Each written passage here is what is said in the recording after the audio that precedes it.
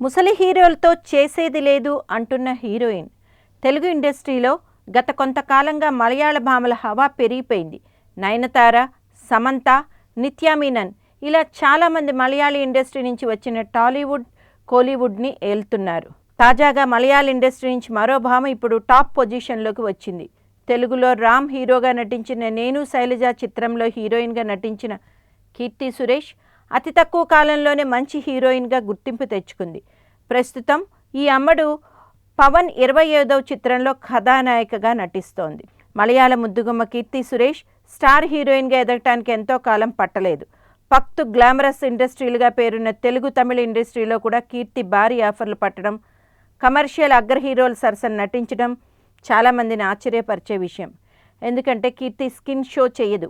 అవసరమైతే ఛాన్సులు వదిలేసుకుంటుందేమో కానీ కురచ దుస్తులు మాత్రం అస్సలు తొడగదు.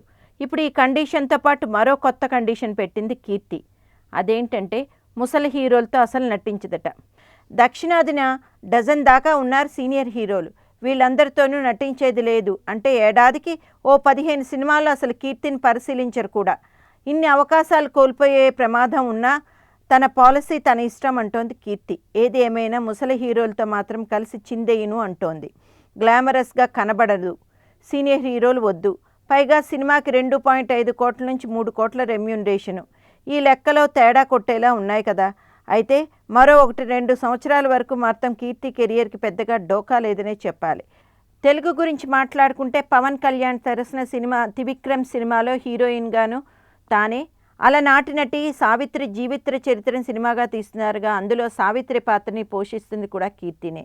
కాబట్టి ఈ సినిమా తర్వాత ఇన్ని కండిషన్స్తో కీర్తి ఇండస్ట్రీలో ఎలా నిలదొక్కుంటుందో, ఎంత దూరం వెళ్తుందో చూడాలి అని ఇండస్ట్రీ వర్గం వాళ్ళు అంటున్నారు. పవన్ కళ్యాణ్ సార్, త్రివిక్రమ్ సార్తో కలిసి నా కొత్త చిత్రాన్ని స్టార్ట్ చేయడం చాలా ఆనందంగా ఉందని, మీ అందరి ఆశీర్వాదాలు, ఆదరణ కావాలి అంటూ కోరింది కీర్తి సురేష్. ఈ చిత్రంలో మరో ముఖ్య పాత్రలో సీరియల్ నటి ఖుష్బు పవన్ కళ్యాణ్ అక్కగా నటించబోతున్నట్టు టాక్.